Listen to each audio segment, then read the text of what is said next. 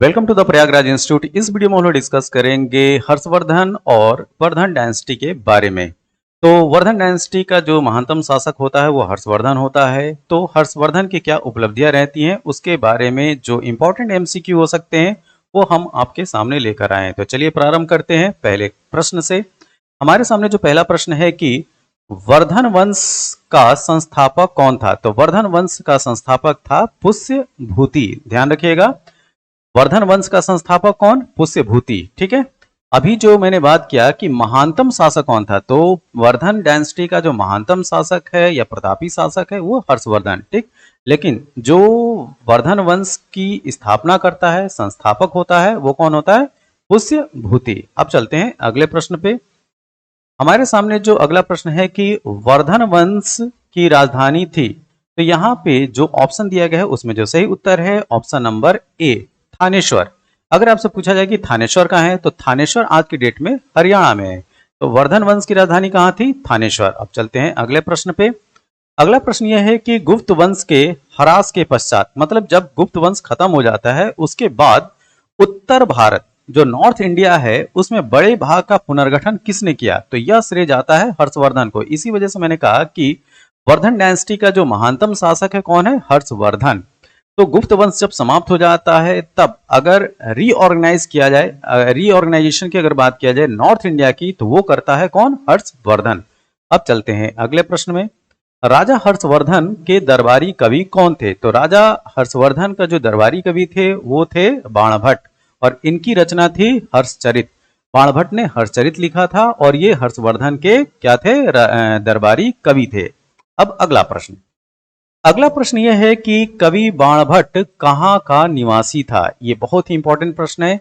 तो जो बाणभट्ट है वो थानेश्वर का निवासी था, जो कि आज की डेट में हरियाणा में है। तो अगर आपसे पूछा जाए कि बाणभट्ट कहाँ का निवासी था, तो थानेश्वर का, जो कि राजधानी हुआ करती थी वर्धन डायनेस्टी की। अगला प्रश्न।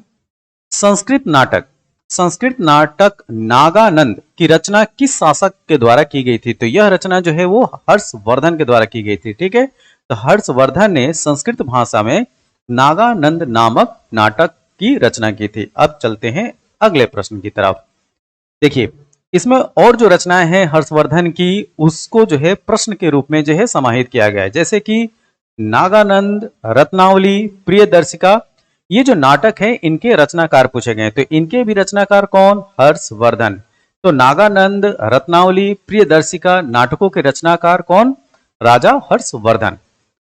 अगला प्रश्न। किसके शासनकाल में वेनसांग जो है वो चीनी यात्री होता है। ठीक। वो भारत यात्रा पे आता है। तो आपसे प्रश्न ये पूछा जा रहा है कि जब वेनसांग आता है तब यहाँ पे शासनकाल किसका था? तो उस समय शासनकाल था वर्धन डायनेस्टी का शासक कौन? हर्षवर्धन। तो हर्षवर्धन के टाइम पीरियड में वेनसांग आता है, जो कि एक चीनी यात्री है। अच्छा, यहाँ पे मैं अगर आपसे ये पूछूं कि फायान जो कि चीनी यात्री है वह किसके शासनकाल में आया था, तो इस प्रश्न का उत्तर जो है कमेंट बॉक्स में जरूर दीजिए। अगला प्रश्न। हमारे सामने जो अगला प्रश्न है कि हर्षवर्धन की वल्लभी विजय, ये बहुत इंपॉर्टेंट क्वेश्चन है, इसको मोस्ट इंपॉर्टेंट क्वेश्चन में रखिएगा। ठीक है। हर्षवर्धन की वल्लभी विजय निम्नलिखित शिलालेखों में से किस में पाया गया है? ये बहुत इंपॉर्टेंट क्वेश्चन। ठीक है। तो ध्यान दीजिएगा, यह नौसारी ताम्रपत्र शिलालेख में मिलता है। ठीक है। तो हर्षवर्धन की वल्लभी विजय अगर आपसे पूछा जाए कि किस शिलालेख में मिलता है, तो नौसारी के ताम्रपत्र शिलालेख में मिलता है। और एक चीज और याद रखना है, अगर आपसे पूछा जाए कि नौसारी डिस्ट्रिक्ट है कहाँ पे, तो नौसारी जिला है गुजरात में। और यहीं से जो है अगर मैं बोलूं कि दांडी मार्च की जो यात्रा थी, ठीक, ये नौसारी जिले में ही वो खत्म होती है। तो ऑप्शन नंबर सी इसका सही उत्तर है। नौसारी कहाँ है? गुजरात में। तो यहाँ पे प्रश्न ये है कि हर्षवर्धन के वल्लभी विजय निम्नलिखित शिलालेखों में से किस में पाया गया है, तो नौसारी ताम्रपत्र शिलालेख बताइएगा। अगला प्रश्न। हर्षवर्धन ने अपनी राजधानी, यहाँ पे खाली स्थान है, यहाँ पे क्या आएगा, और यहाँ से कहाँ पे स्थानांतरित की थी? ठीक है। तो हर्षवर्धन ने अपनी राजधानी थानेश्वर जो कि हरियाणा में थी वहां से स्थानांतरित करके कन्नौज ले जाता है। और कन्नौज कहाँ पे मिलेगा आपको? उत्तर प्रदेश में। ठीक है। और थानेश्वर कहाँ पे, जैसा मैं बताता चला जा रहा वो है हरियाणा में। तो हर्षवर्धन ने अपनी राजधानी थानेश्वर हरियाणा से कन्नौज स्थानांतरित की।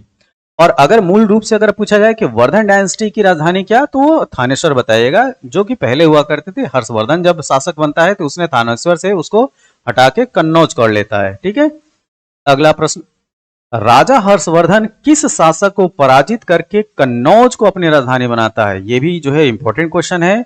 तो ये है शशांक। जो शशांक है उसको हराकर राजा हर्षवर्धन जो है वो अपनी राजधानी कन्नौज बनाता है, थानेश्वर से हटाकर कन्नौज बनाता है। तो किसको हराता है? शशांक को। अगला प्रश्न, थानेश्वर तथा कन्नौज किस राज्य में स्थित हैं? जैसा कि इसका उत्तर मैं पहले भी दे चुका हूं। ठीक है, थानेश्वर आप कहां बताएंगे? हरियाणा में बताएंगे। और कन्नौज कहां बताएंगे? उत्तर प्रदेश में। ठीक है, तो थानेश्वर और कन्नौज जो है वो कहां पे हैं? थानेश्वर हरियाणा में और कन्नौज आपको मिलेगा उत्तर प्रदेश में। अब चलते हैं अगले प्रश्न की तरफ। किस वर्ष चालुक्य शासक पुलकेशिन ने हर्षवर्धन पर विजय प्राप्त किया था? तो पुलकेशिन जो है वो 618, जो 618 ईस्वी है वहां पे पुलकेशिन द्वितीय जो है हर्षवर्धन को हराता है। ठीक, और इसका जो उल्लेख है, इस हार का जो उल्लेख है वो पुलकेशिन द्वितीय का जो दरबारी कवि होता है रवि कीर्ति, उसके अभिलेख एहोल अभिलेख में इसको देखने को मिलता है। ठीक है, तो यहाँ पे जो प्रश्न किया गया है, प्रश्न ये है कि किस वर्ष चालुक्य शासक पुलकेशिन ने हर्षवर्धन पर विजय प्राप्त किया था? तो वो है 618। अच्छा, अगर आपसे पूछा जाए कि यह किस नदी के किनारे युद्ध हुआ था, तो यह जो है नर्मदा नदी के किनारे पे युद्ध हुआ था, एक पुलकेशिन द्वितीय और हर्षवर्धन के बीच। अगला प्रश्न, ओके, निम्नलिखित शासकों में से किसने हर्षवर्धन को पराजित किया? ये रिपीटेड क्वेश्चन। ये है पुलकेशिन द्वितीय। ठीक, किस वंश का? चालुक्य वंश का। जो चालुक्य वंश का शासक है पुलकेशिन द्वितीय, उसके हाथों पराजित होता है हर्षवर्धन। कहां?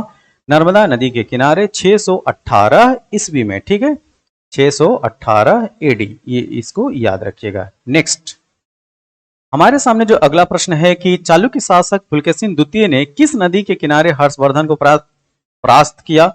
ये है नर्मदा नदी, जिसको मध्य प्रदेश की लाइफ लाइन भी बोला जाता है। नर्मदा नदी को जीवन रेखा बोलते हैं मध्य प्रदेश का, और मध्य प्रदेश की सबसे बड़ी नदी भी है क्या? नर्मदा।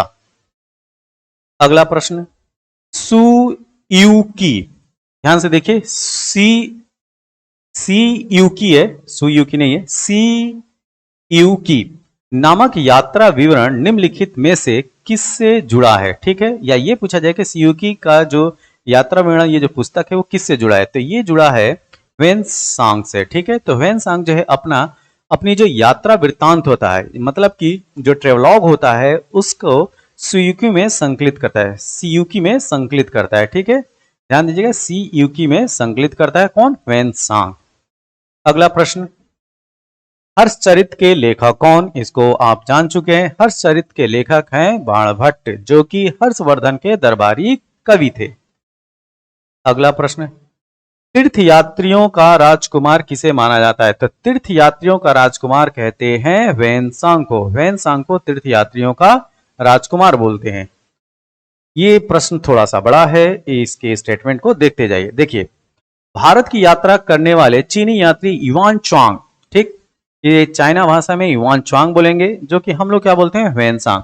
ह्वेनसांग ने तत्कालीन भारत की सामान्य दशाओं और संस्कृति का वर्णन किया है। इस संदर्भ में आपको बताना है कि इस कॉन्टेक्स्ट में निम्नलिखित में से कौन सा या कौन से कथन सही हैं। ठीक, तो पहला वो क्या लिखता है?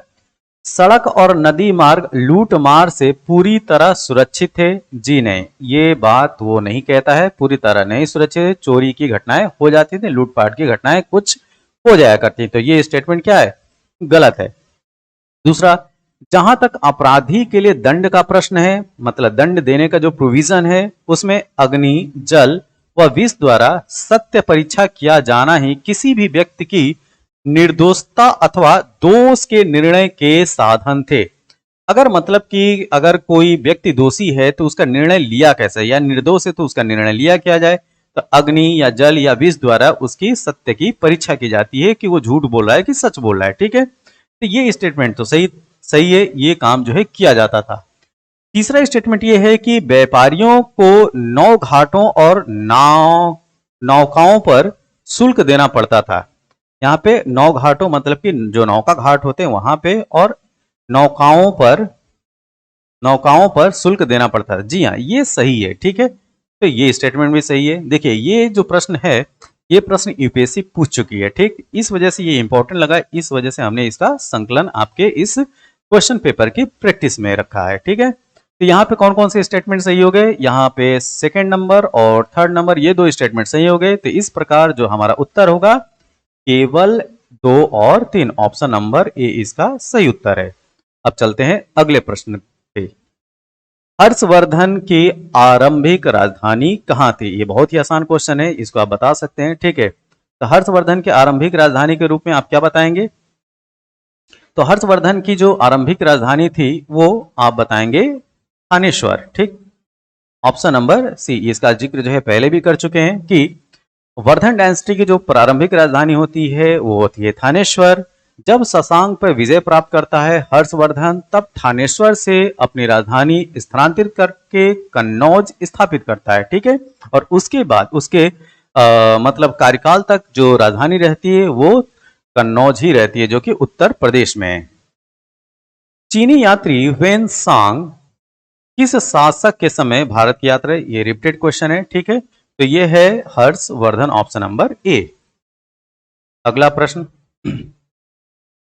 अपनी समृद्धि एवं ऐश्वर्य के लिए किस प्राचीन नगर को महोदय नगर कहा जाता था? ठीक है, तो महोदय नगर के नाम से जाना जाता है कान्यकुब्ज या कन्नौज, ठीक है, जिसको हर्षवर्धन शशांक को हराने के बाद अपनी राजधानी बनाता है। तो कन्नौज का दूसरा नाम क्या? महोदय नगर भी बोलते हैं। और कन्नौज जो है आज की डेट में इत्र नगरी, परफ्यूम सिटी के नाम से भी जानी जाती है, इत्र नगरी के नाम से भी जानी जाती है कन्नौज। ऑप्शन नंबर ए इसका सही उत्तर है। महोदय नगर उस समय जानते थे, क्यों? इसकी समृद्धि और ऐश्वर्य वैभव के लिए। अगला प्रश्न, निम्नलिखित चीनी यात्रियों में से किसने हर्षवर्धन और कुमार भास्कर वर्मा के राज्यों की यात्रा की थी? ठीक है, ये बहुत ही इंपॉर्टेंट क्वेश्चन है। ये है ह्वेनसांग, इसका जो है जिक्र हम लोग करते आ रहे हैं कि ह्वेनसांग ही है जो हर्षवर्धन के टाइम पीरियड में आता है और भारत का भ्रमण करता है, ठीक है। अगला प्रश्न, हर्ष ने क्या उपाधि ग्रहण की थी? तो हर्ष ने जो उपाधि ग्रहण की थी तो वो था परम माहेश्वर, ठीक है। फिर से याद रखिएगा, हर्षवर्धन भी जो है एक उपाधि धारण करता है, वह उपाधि होती है परम माहेश्वर की। अगला प्रश्न, गुप्तोत्तर काल के निम्नलिखित में से किस न्यायवेत्ता ने घोषित किया कि शूद्र प्रकृति से दास नहीं है? ये बहुत इंपॉर्टेंट क्वेश्चन है, ठीक है। गुप्तोत्तर काल के निम्नलिखित में से किस न्यायवेत्ता ने घोषित किया कि शूद्र प्रकृति से दास नहीं है? तो ये थे मेधातिथि। कौन? मेधातिथि। इनका नाम जरूर याद रखिएगा और ये इंपॉर्टेंट क्वेश्चंस में से एक है। गुप्तोत्तर काल में कारा शासन से तात्पर्य था। अगर आपसे पूछा जाए कि गुप्तोत्तर काल में कारा शासन से क्या मतलब है, तो यह एक प्रकार का भूमि चार्टर या एक तरीके से कहें कि लैंड से रिलेटेड एक फरमान होता था, चार्टर होता था, जिसमें कुछ कोड बने होते थे कि कैसा जो है वो लैंड या लैंड रिवेन्यू सिस्टम जो है कैसा होना चाहिए। तो इतना सिंपल से याद रखिएगा कि कारा शासन अगर आपसे पूछा जाए तो वो क्या है? भूमि चार्टर, ठीक, लैंड रिकॉर्ड से संबंधित प्रोविजन या प्रावधान, ठीक। ऑप्शन नंबर बी इसका सही उत्तर है। निम्नलिखित में से किसकी उपाधि परम सौगत? ठीक है, इस प्रश्न को ध्यान से देखिए। निम्नलिखित में से किसकी उपाधि परम सौगत थी? तो ये है राजवर्धन द्वितीय, ठीक। इस प्रश्न को ध्यान से देखिएगा। परम सौगत की जो उपाधि है, ठीक, परम सौगत की उपाधि राजवर्धन द्वितीय को मिलती है। अगला प्रश्न, निम्नलिखित वक्तव्यों पर विचार कीजिए तथा नीचे के कूट से सही उत्तर का चयन कीजिए। तो पहला स्टेटमेंट क्या है?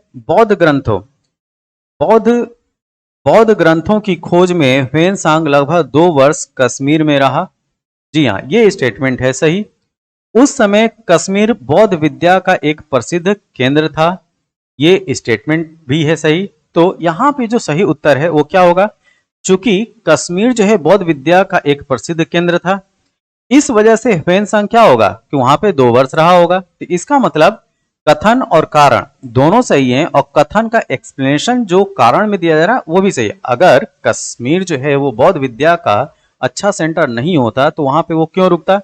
तो इस हिसाब से जो सही उत्तर होगा वो ऑप्शन नंबर बी होगा। ए और आर दोनों सही हैं और ए की सही व्याख्या आर है। अगला प्रश्न, हर्ष को बौद्ध धर्म की ओर किसने उन्मुख किया। देखिए उस समय जो बौद्ध भिक्षु या बौद्ध यात्री था, ठीक, जो चीन का यात्री था ह्वेनसांग, वही क्या करेगा, वही जो है वो हर्षवर्धन को मोटिवेट करेगा बौद्ध धर्म की तरफ। तो हर्ष को बौद्ध धर्म की ओर जिसने उन्मुख किया था वो था ह्वेनसांग। Option number A. गुप्तोत्तर काल में स्वर्ण सिक्कों की क्रमशः अनुपस्थिति एवं सिक्कों का क्षरण दर्शाता है। ठीक है, गुप्तोत्तर काल में स्वर्ण सिक्कों का जो अनुपस्थित, मतलब कि स्वर्ण सिक्के जो है वो धीरे धीरे गुप्तोत्तर काल में जो है खत्म होते जाते हैं और उनका जो है ह्रास होता चला जाता है। इसका मतलब कि अगर सोने के सिक्के जो है वो प्रचलन से गायब हो रहे हैं तो ये क्या इंडिकेट कर रहा है, ये इंडिकेट ये कर रहा है कि वैभव में कमी आई। तो वैभव में कैसे कमी आई, व्यापार में कमी होने की वजह से, मतलब कि जो ट्रेड रिलेशन है वो धीरे धीरे जो है वो कम होते चले गए। इस वजह से लोगों की जो प्रॉस्पेरिटी होती है वो गुप्तोत्तर काल में कम रहती है, जबकि गुप्त काल जो है वो स्वर्णिम युग माना जाता है। किसमें, इकोनॉमिक पॉइंट ऑफ व्यू से, पॉलिटिकल पॉइंट ऑफ व्यू से, साइंस एंड टेक्नोलॉजी के पॉइंट ऑफ व्यू से, और कला और संस्कृति के पॉइंट ऑफ व्यू से भी जो गुप्त काल होता है उसको भारत के प्राचीन इतिहास का स्वर्णिम युग बोला जाता है। ठीक है, लेकिन जब गुप्त काल खत्म होता है, गुप्तोत्तर काल आता है, तो उसमें जो है मजबूत शासक होते नहीं है। इस वजह से व्यापार या ये कहा जाए कि आर्थिक जो गतिविधियां होती हैं वो कमजोर पड़ने लगती हैं। इस वजह से जो सोने के सिक्के हैं वो भी मार्केट से या ये कहा जाए प्रचलन से गायब होना प्रारंभ हो जाते हैं। तो इस प्रकार इस प्रश्न का जो सही उत्तर होगा वो होगा व्यापार का ह्रास हो गया था। ठीक है, तो इकोनॉमिक एक्टिविटी जो है वो डाउन हो गई थी, इस वजह से इसका जो है जो स्वर्ण सिक्कों का क्रमशः अनुपस्थिति और सिक्कों का जो क्षरण जो है वो यही कारण था। अब चलते हैं अगले प्रश्न की तरफ। अगला प्रश्न ये है कि ह्वेनसांग का उल्लेख है कि उत्तर पश्चिम भारत में गन्ना और गेहूं और मगध में धान उगाए जाते थे। ठीक है, इस प्रश्न को ध्यान से देखिएगा। ठीक, तो इस प्रश्न में ह्वेनसांग का उल्लेख है कि उत्तर पश्चिम में गन्ना और गेहूं और मगध में धान उगाए जाते थे। जी हाँ, ये स्टेटमेंट बिल्कुल सही है। ह्वेनसांग का उल्लेख है कि हर्षवर्धन ने अपने राज्य की आय को 4 हिस्सों में बांटा था। ठीक है, हर्षवर्धन जो है अपनी जो भी आय हुआ करती थी राज्य की उसको जो है 4 हिस्सों में बांटता है। तो 4 हिस्सों में जो बांटता है वो जो 4 हिस्से हैं वो किस किस मद में जाते हैं उसको देखते हैं। ठीक है, 1, 2, 3 एंड 4। तो 1/4 जो है सरकारी खर्चे के लिए, ठीक है, गवर्नमेंट एक्सपेंडिचर के लिए जो है वो 1/4। जो दूसरा चौथाई राज्य कर्मचारियों को वेतन के लिए दे दिया जाता है, ये वेतन में चला जाता है। ठीक, सैलरी में चला गया ये। और तीसरा जो है बौद्धिक उपलब्धियों, मतलब कि जो इंटेलेक्चुअल क्लास है उनको पुरस्कृत करने में, उनको अवार्ड देने में चला जाता था। ठीक है, तो ये जो हो गया वो जो है अवार्ड में चला गया। चौथा जो है वो दान के लिए। ठीक है, तो दान भी बहुत ज्यादा जो है वो हर्षवर्धन किया करता था और अनेक जो है वो किंवदंतियां प्रचलित हैं कि जब प्रयाग में वो उपस्थित हुआ करता था तो वो अपने वस्त्र तक दान में दे दिया करता था। चलिए, तो ये जो दोनों स्टेटमेंट हैं वो सही हैं, पहला और दूसरा। ठीक, तो इस प्रकार जो सही उत्तर होगा ऑप्शन नंबर 1 और 2 दोनों सही हैं। ठीक, ओके, तो यह जो था हमारे वीडियो का अंतिम प्रश्न था। ये वीडियो आपको कैसा लगा, जैसा भी लगा हो आप अपने सुझाव जो है कमेंट बॉक्स में जरूर दें। इस वीडियो में जो भी त्रुटि हो उसको कमेंट में जरूर से जरूर लिखें। ठीक है, इस तरह से अच्छे प्रश्नों का संकलन हम करके जो है प्रैक्टिस सेट के रूप में आपके लिए लाते रहेंगे। तब तक के लिए थैंक यू, धन्यवाद। एक और चीज, इस वीडियो की पीडीएफ अगर आपको चाहिए तो द प्रयागराज इंस्टीट्यूट के टेलीग्राम चैनल को ज्वाइन कीजिए और इसकी पीडीएफ को प्राप्त कीजिए। तब तक के लिए थैंक यू, धन्यवाद।